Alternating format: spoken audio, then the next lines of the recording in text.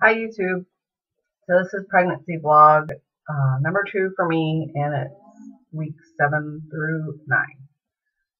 I still had a lot of the same symptoms that I had with the prior weeks, like 4 through 6. They just were a little more and stronger. Sorry, trying to think of the word.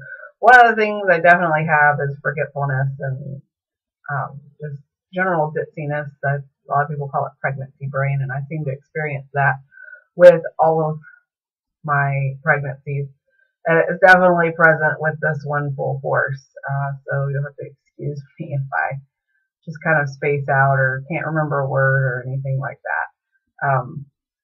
The nausea was a lot worse at that time period. It was pretty much just 24/7. I just felt awful all the time. I couldn't hardly eat anything.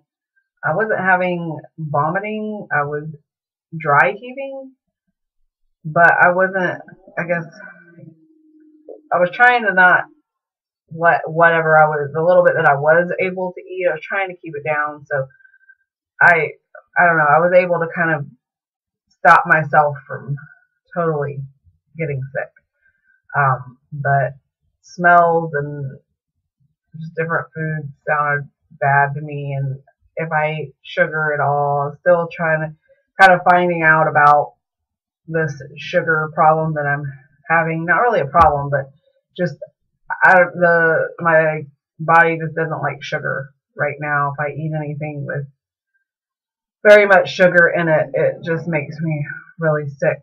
So I was still kind of figuring out that that was one of the main things that was making me nauseous.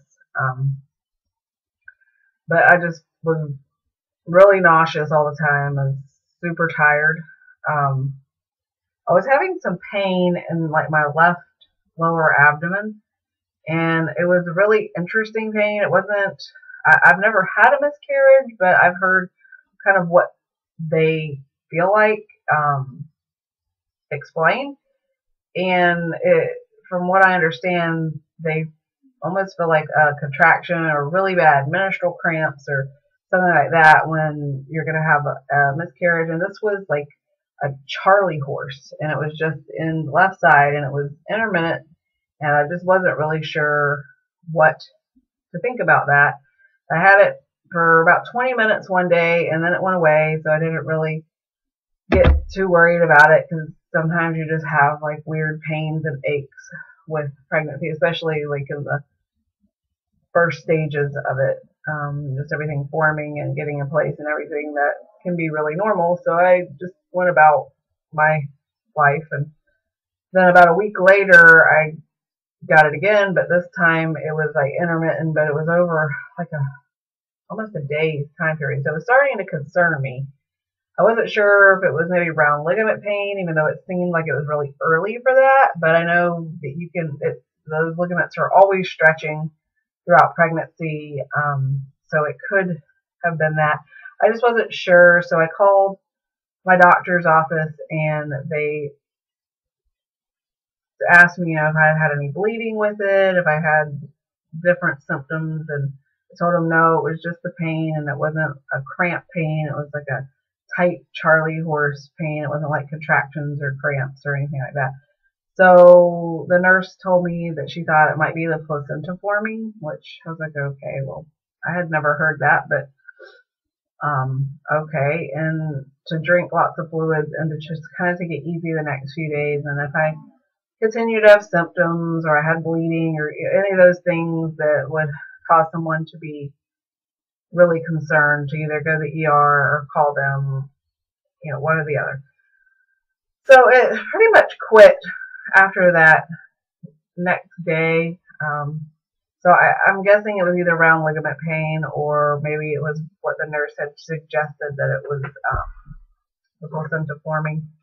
I'm not sure, but it wasn't anything major, because everything is still progressing fine with the pregnancy. The doctor told me to just kind of monitor it, and if it comes back, let them know, that kind of thing. I also started having really strange dreams, which is something I do during pregnancy most of the time. I just have very vivid, strange dreams about just various things. This time I've been dreaming about people I haven't seen in like 11 years, people that, I haven't seen since high school. And so it's just something that is, I always do it with pregnancies, but that started to develop in that time period. And then I did have my first doctor's appointment, which was good and bad. I'm with family practice this time, which I've never been with a family practice doctor before for pregnancy. I've always been with an obstetrician, so I wasn't really sure what to expect from that because my pelvis isn't big enough for a baby to pass through, unfortunately. I tried to deliver vaginally with my first child, and it didn't work out. And then with my second child, my doctor kind of examined me and said that my pelvis was just really small and that he would have probably talked to me about having a C-section with the first baby because my pelvis is so small. So a vaginal delivery isn't an option for me. I have to have C-section. And so I wasn't sure if family practice doctors did C-sections or what the deal was. I have Navy health care because my husband's in the Navy. So I figured I would just go ahead and see what this was about. I talked to a friend that I have that is actually a family practice doctor and kind of got her opinion beforehand, and she said that a lot of times they do residencies and they do like an OB rotation through family practice before they become an attending doctor, which most people know what residents are, but just in case, it's like the first 4 years after you get out of medical school, you do these different tours around different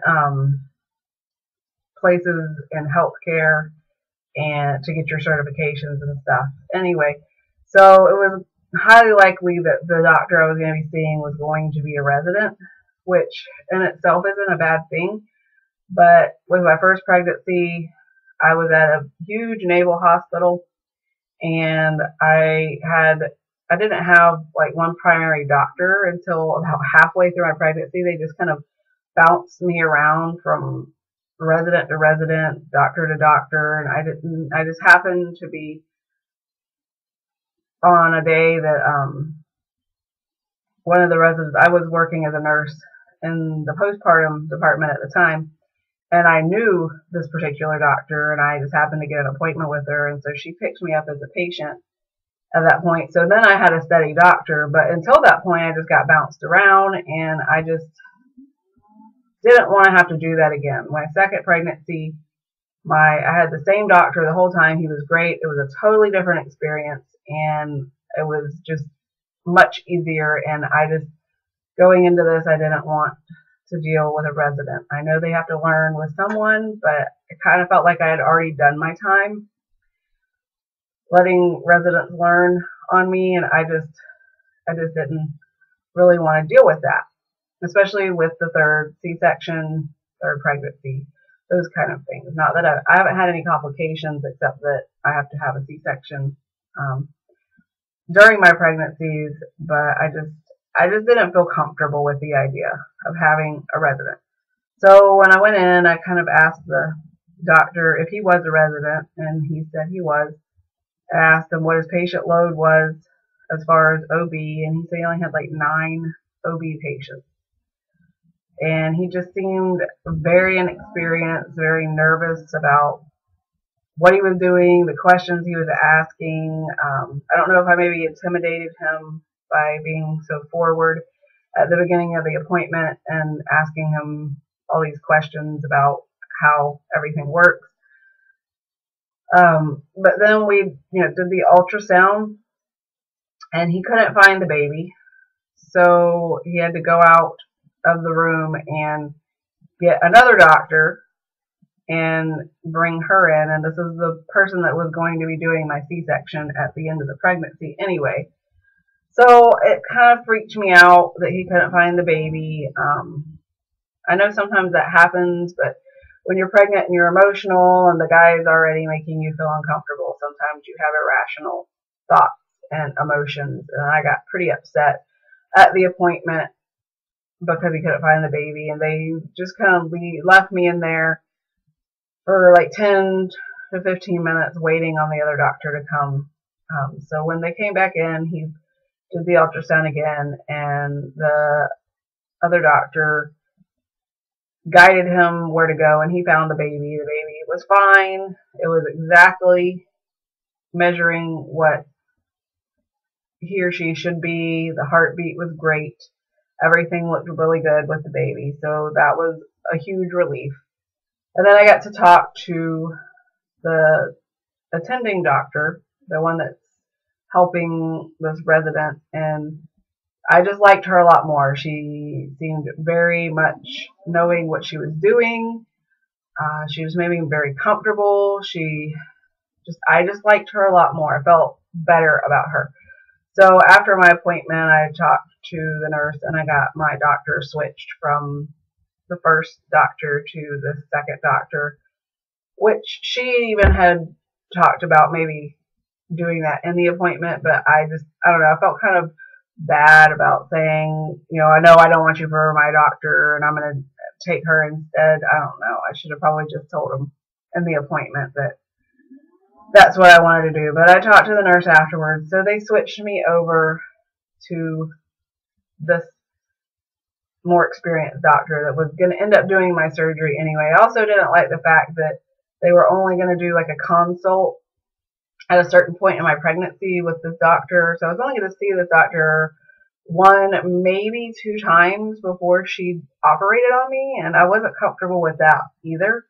I just felt better about knowing this person a little bit more and her knowing me and my pregnancy and my body and my baby. So even though the appointment was stressful, it really had a good ending, and I ended out getting what I wanted with my doctor and everything. So even though I had to go through a little bit of emotional turmoil at the beginning, it all turned out for the good, and I hope the other doctor isn't too upset. He seemed pretty startled at first because I was so forward about all the questions I had, and then I freaked out on him about not being able to find the baby, so I kind of felt bad for him afterwards, but it is what it is. Anyway, so that's pretty much the just 4 weeks, 7 through 9, and I guys will see you in the next vlog. Bye.